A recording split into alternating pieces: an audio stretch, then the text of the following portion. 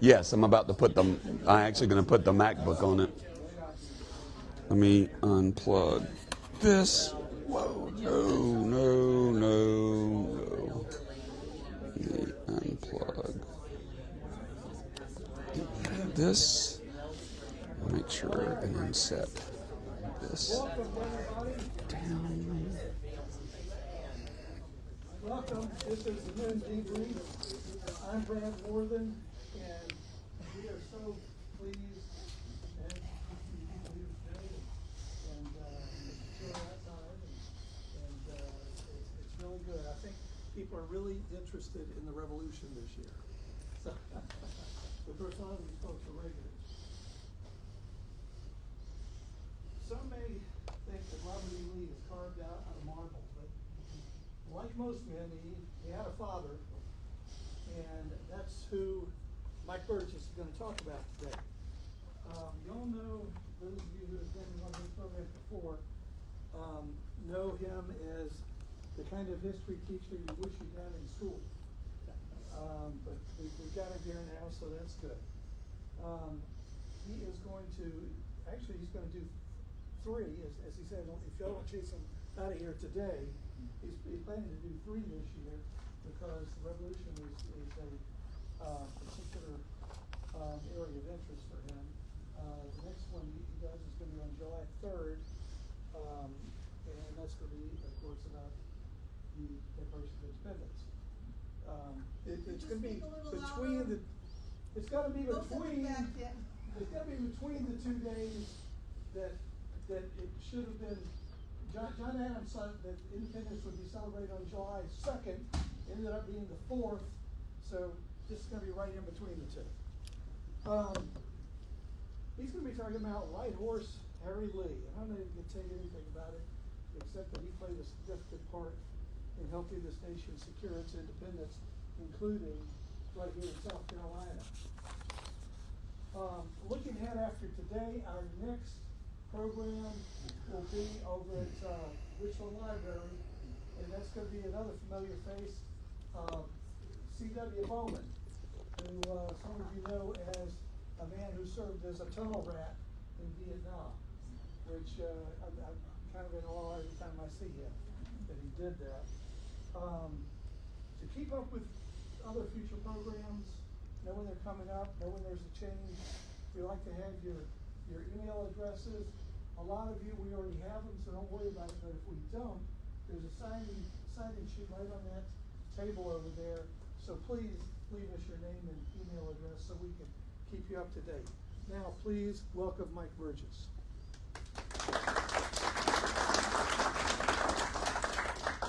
All right, so it is 2026, and it is the 250th anniversary of our nation's founding. We've got to, instead of just clapping, and some of the clapping was enthusiastic, and then the Lee family over here, the Lee descendants are like, we're going to wait and see with this. But let's greet and welcome this new year, this 250th anniversary with the old school revolutionary huzzah. And I'm going to go hip hip. And you're going to huzzah as loud as you can. Hip, hip! Huzzah! All right, that is a way to kick it off. I am wedded to my sword. Lieutenant Colonel Lee to George Washington on declining a position on his staff.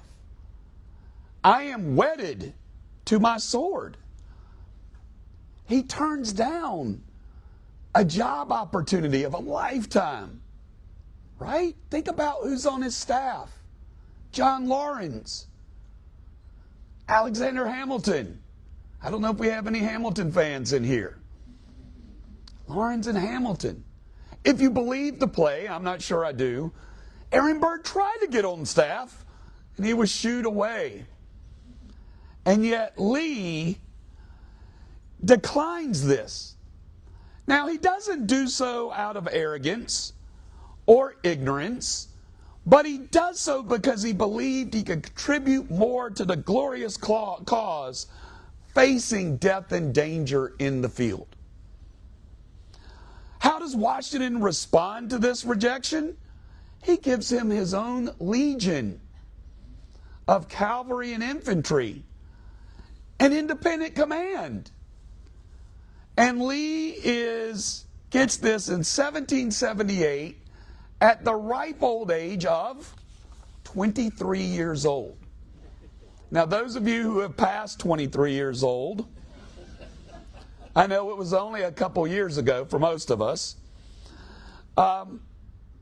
Imagine being given your full independent combat command with a fully loaded cavalry unit and infantry when you were 23. And that speaks to this gentleman we're going to talk about today. And we're going to talk about every facet of his life. So, my wife, who is definitely not watching the live stream, she said, she has stuff to do, nor is she in the audience, nor does she really appreciate it when I'm watching the Ken Burns American Revolution series for the 5th time. She asked me the question a few years ago when I dove into Light Horse Harry Lee. Don't you have enough to do? Don't you have enough history already in your head? Can you not cut the grass? But I became interested in Lee for one reason, and one reason only, and it's the son. It's the son, Robert E. Lee. I was raised on the stories of Robert E. Lee and what he represented as leader, as gentleman, as citizen. And was curious about this father of his who, because his father squandered all of his fortune, got kicked out of the ancestral home when little Robert was 2. And if you believe the story, it might be apocryphal, but it's a great story, that when Lee is forced out of his home as a young boy, that he goes in and kisses the ceramic angels before leaving. I'm like, who is this father?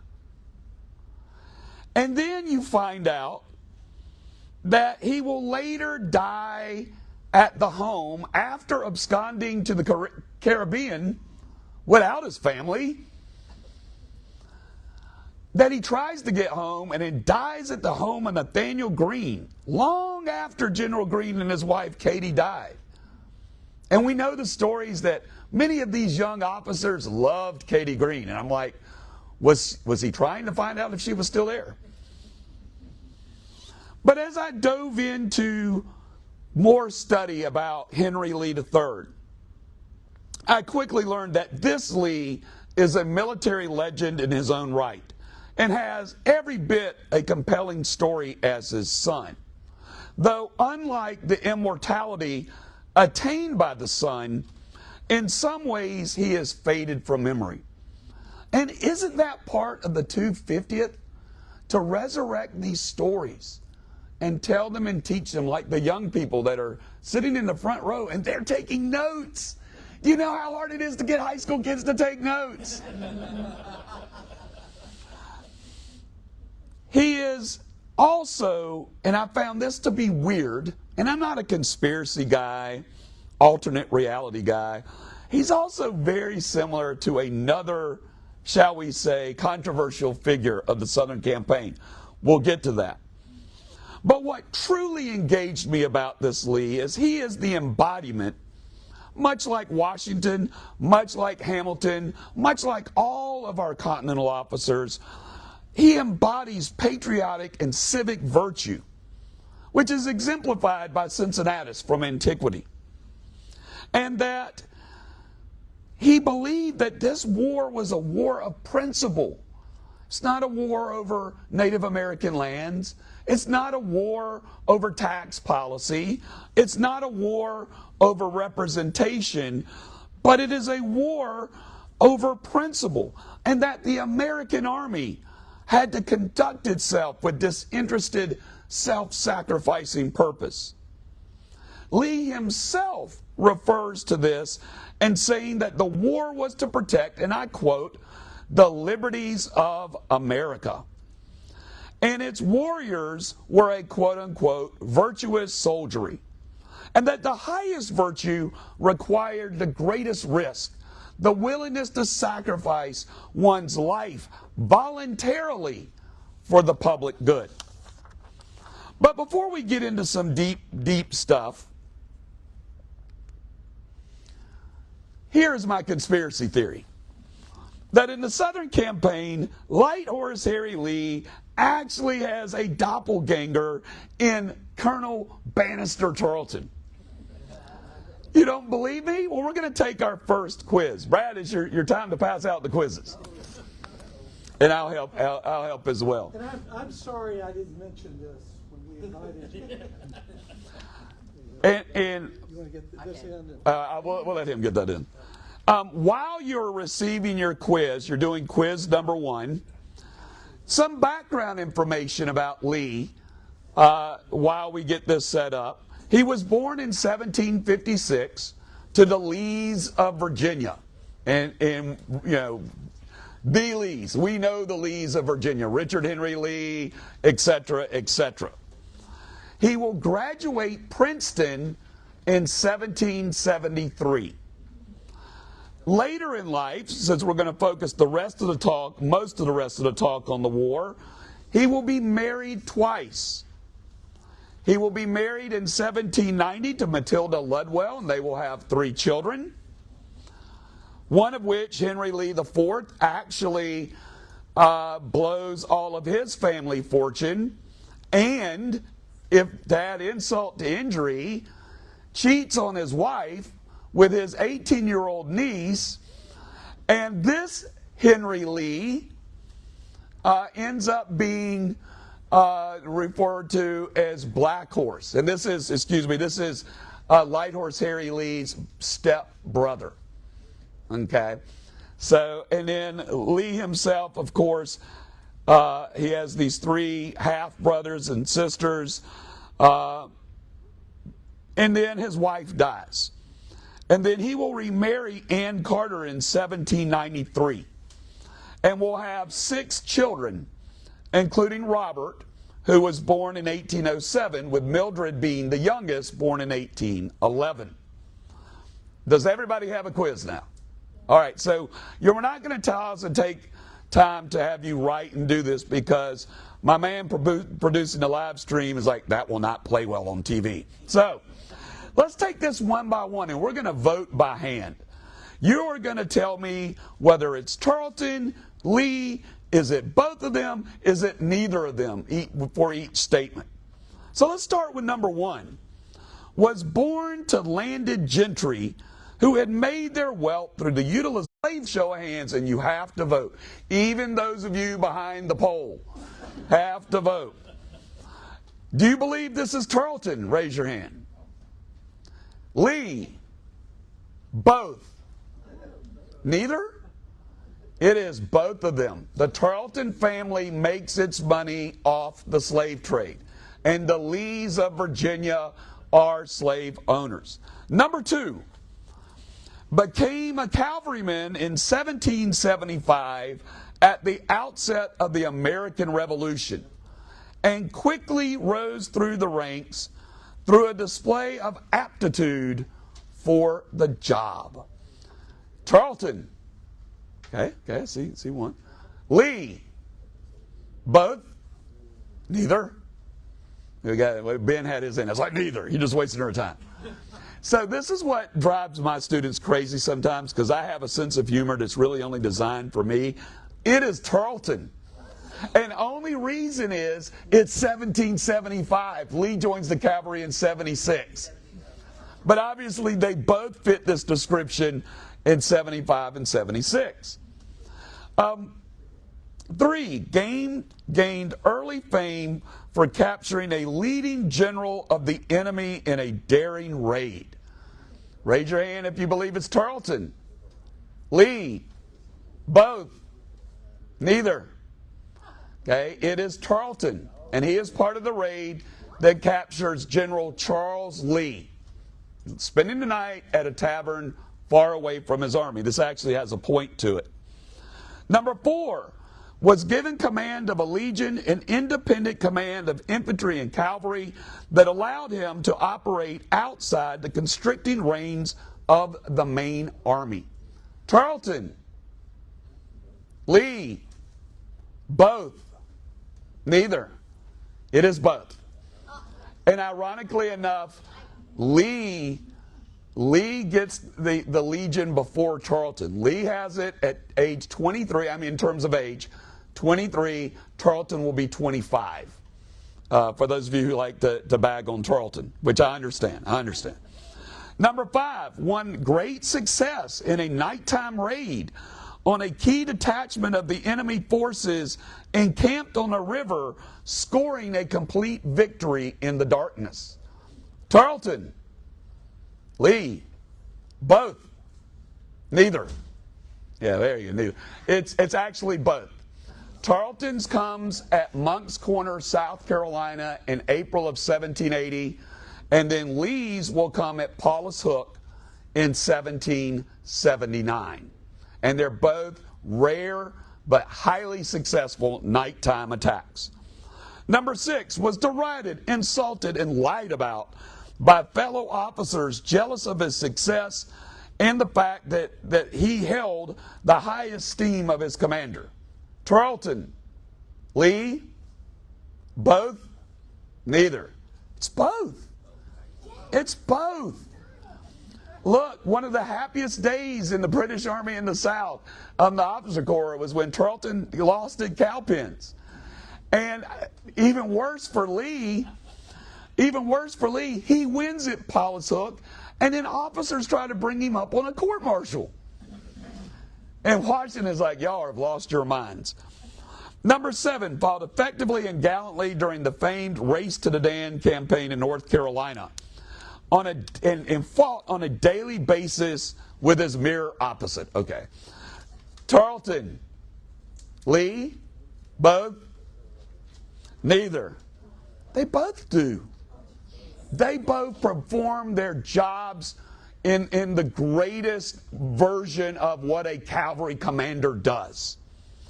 And then 8, after the war, served in the legislature, lost an entire fortune, died in debt, and was soon forgotten by his nation for his exploits as a young man in his 20s. Tarleton, Lee, both, neither. Yeah, she's going to go neither. She's like, I don't know however many grandfathers this Light Horse Harry Lee is, but hey man, I got you. I'm going to take care of it. And there's no exit behind me. All right, so it's both. Right? Tarleton goes back to Britain, drinks, gambles himself into debt, buried in a church that has lost his grave. And then Lee is seen as a disgrace in the lifetime of his son. It's what drives Robert E. Lee to be what he is. Whether it's at West Point, where Robert E. Lee doesn't get a single demerit in 4 years. I have 2 boys at the Citadel. One just graduated. I can assure you, neither one of them has achieved that goal in the last 6 months. And so you have this weird connection between the two. You could also argue that they're very similar in terms of what they take as the rules of war, how you conduct war. And Lee's rules are you use speed, calculation, discipline, and cautious audacity. Speed and calculation are stronger horses, and you're using quick in, quick out tactics. You're accepting deals for surrender, and you're not occupying ground. Discipline means you use harsh punishments or the threat of. However, the biggest factor in Lee's discipline is he takes care of his men, and within the Legion establishes an esprit de corps. And in cautious audacity, you take chances, but not with the life of your men. No frontal assaults. You don't stay longer than needed. And early on, you see 3 examples of this in action. In January of 1778, it is Lee that is caught off guard with a contingent of his troops at Spread Eagle Tavern. And unlike Charles Lee, who immediately, I give up, Light Horse Harry Lee immediately comes up with a plan. And that plan is, we're going to make a ton of noise. We're going to fire shots like we are a group of 50, and we're going to drive them off. You know, it's audacious. You're surrounded. You do that, they could burn the house down on top of you. But he does. And they are successful. And he does drive them away. And he receives this commendation from General Washington. The commander-in-chief returns his warmest thanks to Captain Lee and his officers and men of his troop for the victory by which their superior bravery and address they gained over a party of the enemy's dragoons who, trusting in their numbers and concealing their march by circuitous road, attempted to surprise them in their quarters.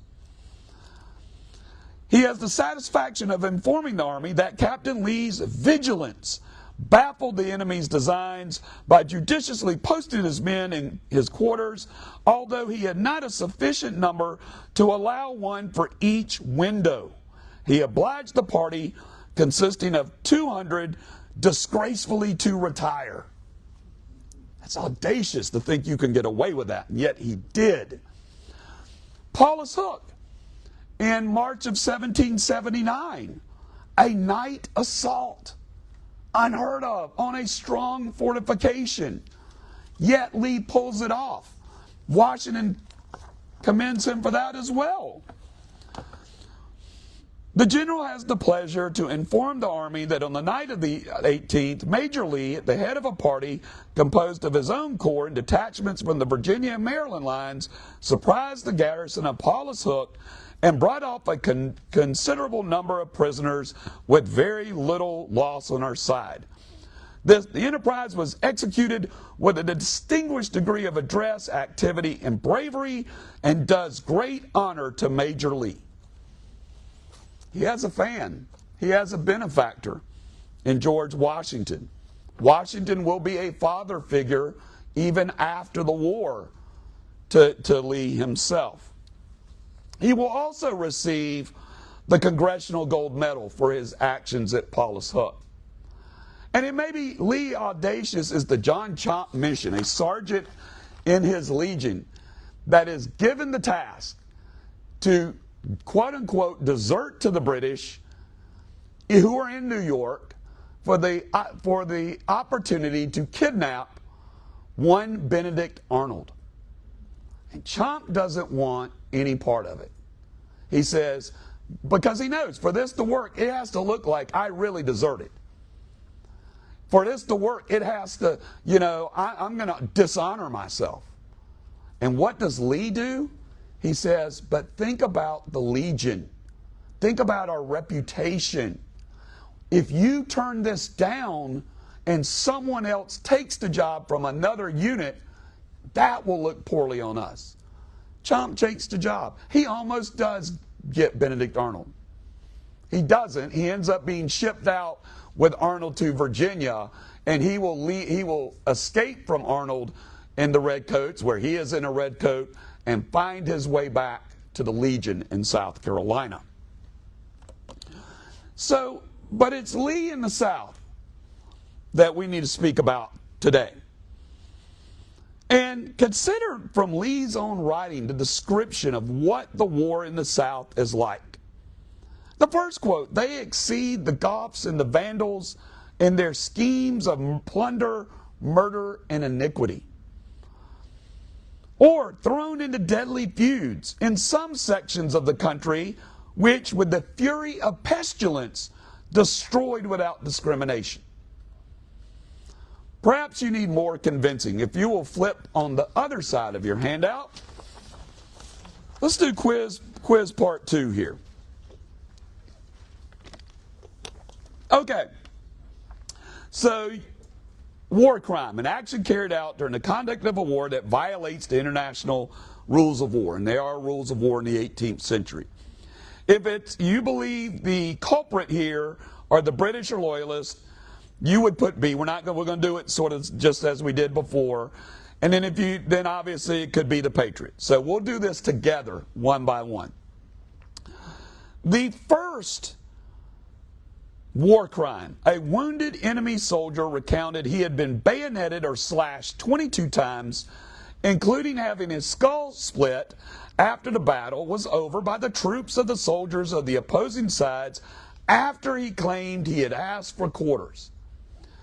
Raise your hand if you think the British or Loyalists did this. Okay. Patriots. It is the British, and it is his doppelganger Tarleton and his legion at the Waxhaws. Number 2, after hacking 2 enemy officers to pieces, disemboweling a boy who asked what would he tell his mother, who's the younger brother of one of the officers, the commander then exhausts himself by killing multiple enemy soldiers tied together by a rope and sitting in a circle. Once he gets tired, he orders his men to finish the job and gives them the sword to do it. Raise your hand if you think this is British or Loyalist. Okay. Patriot. It is British and Loyalist. It is Bloody Bill Cunningham at Hayes Station. One of the first 2 officers is my 3rd great uncle, a son of James Williams, Colonel James Williams, my 4th great grandfather. And the boy that gets disemboweled is my other 3rd great uncle. Fortunately, our lineage was not, the one that we descend from was not there. Number 3, after a battle, the victorious side conducted a trial of some of the enemy captured and hanged 9 of them. A bystander looking at the hanging bodies was quoted as saying, "If only every tree bore such fruit as this." 9 POWs were hanged before 24 additional hangings could be carried out, and it's stopped by the officers. Raise your hand if this is a British war crime. Patriot. It is the Patriots.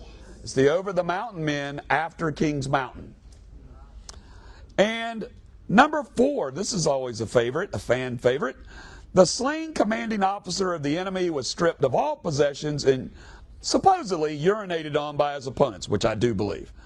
He was then left barely buried under some logs with his girlfriend, who was also killed during the battle, as further insult to his legacy. British. Patriot. It is the George Custer of the American Revolution. The over the mountain men, the Patriots do this to Major Patrick Ferguson at King's Mountain. And growing up among mountain people, in the mountains of Greenville County, and my dad always warned me, don't mess with the mountain people. I really do believe they probably urinated on him. And number 5, a commander captures a deserter, has him decapitated, and has the head sent back to camp as a warning to other would-be deserters. The commander's superior officer tried to countermand his order to do so, but it was too late. Oops. Did the British do this to one of their own? Patriots. It is the Patriots. And it is Colonel Light Horse Harry Lee in Pennsylvania.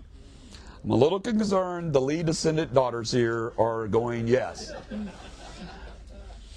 So as Lee comes south, he comes south with a reputation for audacity, boldness, and winning. And Green refers to him as one of the first officers in this world. But we've also seen the South wreck and will continue to wreck many military careers on both sides. We're talking about you, Horatio Gates. It will test Lee's desire for patriotic virtue and order, as well as the discipline of he and his men. So we're going to do Lee good, Lee bad, and Lee ugly in the South. In several significant instances in the South, he displays the talent that has garnered him the praise of Washington and Greene, such as in late January, February, March of 1781 in the famed Race to the Dan, where he and Tarleton engage in a daily cavalry duel. Or when he campaigns with Francis Marion. He works with Marion's men. And think about it. He is Lee, Continental officer. Marion, not really good looking. Okay, militia. And yet, they collaborate beautifully and topple outposts at Fort Watson, Fort Mott. He will later team up with Andrew Pickens and take Augusta. He will try to team up with Sumter and take Fort Granby.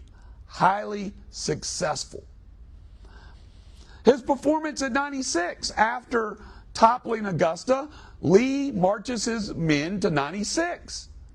And when he arrives there, Nathanael Greene is at his wits' end. He has laid siege to the Star Fort in this fortified village. He's not making the progress he wants. And then Lee tells him, and this probably comes across a little arrogant, basically, your plan is bad. You should take out the water source and the stockaded fort that defends it. And when the day comes from the grand assault, Lee is going to take this fort. He's going to reach and accomplish his objective where Greene is thrown back. And then there's Eagleston's capture. Raise your hand if you've ever heard of Eagleston's capture. Okay, great. This takes place in July of 1781 on the other side of the Congaree River, down Old State Road, past the rock quarries, past the Casey Tennis Center, in a place that's called Hoggabook Swamp, after the Loyalist family. And Lord Francis Rawdon has arrived the first week of July with his relief force that has lifted a siege of 96 and are beginning to bring Loyalists to Charleston. And his column is protecting them by being here on the Congaree River from Greene, who's up in Union County. Rawdon's SC Royalist unit, cavalry, disobeys orders, rides out one morning that first week of July, and promptly gets ambushed by Lee's legion. Lee is not there. Lee is with the infantry. But Lee's officer, Joseph Eagleston, sets a trap, bags all but 2 of the cavalrymen and all the wagons, which deprives Rawdon of cavalry, and Rawdon takes off because he realizes he is now in danger. And while Lee was not there, it showed the training and discipline of his men. But there is, y'all might want to leave the room for this one, Lee the Bad. Lee the Bad. See, she's making a face already. And first is Guilford Courthouse. Now, the morning, he does great. That is like the penultimate capping the Tarleton-Lee, rivalry that had evolved over the last couple months on the race to the Dan, where he duels all morning Tarleton's cavalry. But then he arrives in front of the first militia line at Guilford Courthouse. There's these Greene, North Carolina militia troops. And he dismounts, or maybe he stays on horseback. He's got blood on his sword. He's angry. He proceeds to give this speech about blood and guts and all this. And all he manages to do is scare the hell out of them, because they will break and run.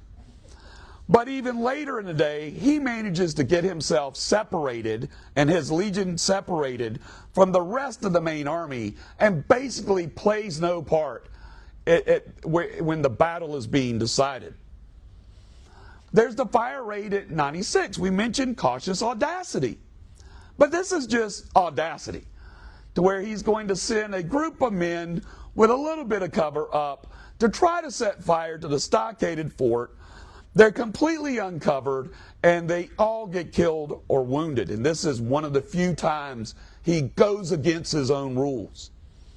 And then at Eutaw Springs, where nobody can seem to find him, at the time his cavalry is needed to break British resistance in September of 1781. He most likely was with his Legion infantry, and he was needed to be with the Legion cavalry. And he doesn't lead the charge, a subordinate does, and they fail, allowing Eutaw Springs to be a complete Patriot victory. Now keep in mind, in Guilford and Eutaw Springs, he is in a conventional battle. This is not what he does. just like Tarleton at Cowpens. This is not what he does. This is not what he's good at. The Legion isn't built for this. And so if there is a redeeming thing to this, is you have put him in a situation that this is not what his Legion was equipped, trained, or prepared for. Now, Mama, let's go. Are we going the other way now? Let's go this way. Boom. Mama always said that beauty is in the eyes of the beholder. So we can go either way with Lee in the South, the ugly. There is Pyle's hacking match in North Carolina during the run-up to Guilford Courthouse, where Lee encounters a militia unit under Dr. Pyle, a loyalist militia unit, and because Lee's Legion uniforms are green, just like Tarleton's, Dr. Pyle thinks he's found Tarleton. And Lee plays it off. Let my men come around to protect you and lead you to the army. Let me review your troops. And Lee goes down the line, playing off, I'm Tarleton. And then when the signalers get in, they hack this loyalist unit to death with swords. Beauty is in the eye of the beholder. There were the hangings at Fort Mott, where some of Lee's men began to hang captured British soldiers. Now, did Lee order this? No. But was Lee there to stop it? No. He actually might have been on an adjacent hill at an adjacent cabin flirting with Rebecca Mott. And it is Marion who has to put a stop to this. There's the prisoner incident in 96. Remember, he captures Augusta.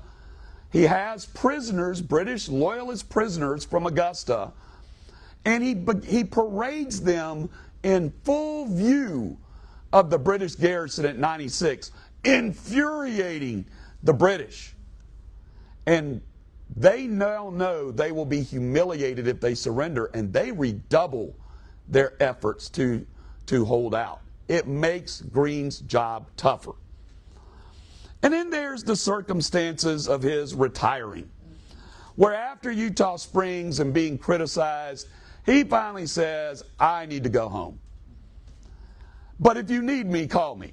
And Greene's like, we need you. And Lee's like, well, if you need me, call me. And Greene's like, we need you, we want you. And Lee's like, hey, just let me know if I need to come back. Now, I have a theory on this, that Lee has been in the field for 5 years under duress on most days during this time period, and he succumbs to some very human flaws. That he sees daily the brutality, the poor judgment he begins to exercise, even his ego at the end. It's quite possible by September 1781, he was having some type of mental, physical, or emotional breakdown due to his lofty ideals of the Revolution meeting the brutality of the war in the South. One of the great lines from the Ken Burns series in the last episode comes from Dr. Vincent Harding, who talks about, hey, if you're looking for a neat, clean, I'm paraphrasing, national origin story where you know who the good guys are and the bad guys are, South Carolina is not that story. And I think it impacts him very much so. He is a man of great idealism. So let's talk about the end of Lee and Lee's legacy. Post-war, he continues to demonstrate civic virtue in the political field. He will be a Federalist, like the man he idolizes, George Washington. He'll be governor of Virginia. He will serve in Congress. He will continue to be a Federalist in the War of 1812, and being a Federalist is no longer cool. And he pays the price for it. He is assaulted by a Republican mob in Baltimore for standing up for a Federalist newspaper editor. And it does significant damage. He essentially will, from now on, have all the characteristics that we would identify today with post-traumatic stress disorder. He is also in debt, continues to be in debt, and so he flees to the West Indies in 1813 to recover, but really to outrun his creditors. He will die coming back to the United States at Nathaniel Greene's former plantation on one of the Sea Islands outside of Savannah on March 25th, 1818. One of the neat things about the father-son relationship is the son in 1869 is going to rewrite the father's memoirs, is going to edit them, that he literally receives during the war a bound package of what is his father's diary. And so if you ever get a chance to get a copy of the version of Light Horse Harry Lee's memoirs by Robert E. Lee, it's powerful.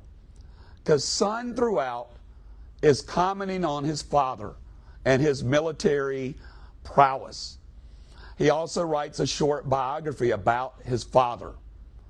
And one of the lines that sticks out to me is the ultimate compliment for the military son to the military father, in which Robert E. Lee writes, "He was always placed near the enemy, entrusted with the command of outposts, the superintendence of scouts, and the kind of service that required coolness, address, and enterprise." That even though Robert had a very, very short relationship with the father influences the son in multiple ways. You can see Robert E. Lee, the disciplinarian, whether it's as superintendent of West Point or in commander of the Army of Northern Virginia. You see Robert E. Lee in terms of cautious audacity, except at Gettysburg. You see Robert E. Lee, the influencer on everything from using speed and maneuver. And then, of course, once he gets entrenched at Petersburg, that goes away. But you also see Robert E. Lee carry the negative legacy too. You see throughout his life the need and desire to redeem the family name from his father and from his half-brother who earned the name Black Horse, Harry Lee. You see that in the way he conducts himself at West Point. You see that in the way he continues to uphold these ideals of duty, honor, and country, knowing that he needs to uphold this. The son will actually visit the father's grave in Georgia once before the Civil War and then once after the Civil War. In 1869 or 70, he goes to Savannah to pay his respects to his father. Within a year, Robert E. Lee will pass as well. And Light Horse Harry Lee has all but been forgotten by most of us. But if you think about Lee today, let's go the other way. I love it when in the middle of a talk it just flips on me. Lee's rules of war can be applied to so many different things. Sports comes to mind. I am a coach in my 32nd year. Got a road trip to Lancaster tonight that I hope they cancel. But the rules apply. It obviously applies to our military. It applies if you're in business. It applies if you're in any competitive situation. I also think one of the things I hope shines through here in the 250th is that the fact that our founding fathers were human. They have human flaws. This doesn't make them less. This makes them more versus just being statues. The lessons of Lee, the concepts of patriotic and civic virtue that, believe me, and I think you'll agree, our society needs to reconnect with that. Our society needs to reconnect with these ideals of service to your country above your personal wants and desires. And that all of these lessons should be taught and told as we celebrate the story of the American Revolution. All of you should go out and start telling these stories. Now, don't be awkward and walk over to your neighbor and, hey, I just want to tell you a story. But where we have opportunities, it is important to take advantage of this anniversary and tell the stories. However, the question remains, will you? Thank you very much.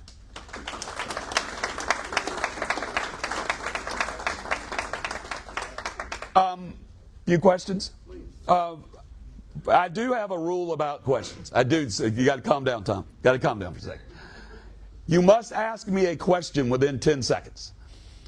Some of you are like, what? Because we get to some of these things, and we have people that want to make speeches, which is cool. Get on the speaker list. But everybody else, we want to honor their time. Some people look like they might have to get to work. I actually have to be back by 1:55 to teach. So again, if you have a question, you got 10 seconds. Ask your question, and I will answer it. Yes, sir. Okay, two. First of all, did Robert E. Lee, when he edited the diary, did he turn it into third person, or did Lighthorse actually write it into third person originally? I'd have to go back and look, to be honest. I haven't read the book in years. But I know Robert E. Lee, let's see if I have an example of something he did. And I do. Let's see. Maybe find the tab that says. So it is his father's words, but he does write in the third person. For example, just a sentence. This is about 96. Lee, pressing forward with dispatch, reached 96 on the forenoon of the 8th. Okay, example. Then you have footnoting from the Sun. And in this footnote, I won't read it to you in the interest of time. Or I will. Thaddeus Kosciuszko, or he says Kosciuszko, who was Green's engineer, was extremely amiable, and I believe, and I being Robert E. Lee, a truly good man. Nor was he deficient in his professional knowledge, but he was very moderate in talent. And that's Robert E. Lee in 1869 assessing this Polish officer. The other thing I had is I've been working on alcohol in the Civil War, and I come across some accounts that said that Lee shunned alcohol because of his father's drinking problems. So I'm not 100% on Henry Lee's drinking problems, but it wouldn't surprise me. I mean, when you look at Robert E. Lee's conduct, how he conducts himself, it is the weight of the family name. Everything from caring for his mother, Ann Carter Lee, which the father abandoned, to where the father was a deist and Lee is a staunch Episcopalian. He lives his life understanding that it's on him to repair the family name from his half-brother and from his father. What other questions we have? Yes, ma'am. What do you think is the difference between Lee, who when he refused to join the staff and he was given a command, and Hamilton, who infamously was like, nope, you're not going to command, stay on my staff. What do you think was the difference there with Washington? You know, I truly, I don't know if it's, again, beauty is in the eye of the beholder, this could be ugly, but I truly think Light Horse Harry Lee, and I think the son does too, has a bit of a lust for war, for combat. You see that on the front line at Guilford Courthouse, where even though it doesn't work, it just scares the hell out of everybody. The bloody sword and angry, you see it with the son at Fredericksburg. When he watching the destruction of the Union Army, he says, it is good that war is so terrible that we should grow too fond of it. And I think that might be the difference. Hamilton, I think, always has his eyes on doing greater things, and that Washington is the conduit to doing that. Lee most likely would have been okay with dying on the field of battle. Yes, sir.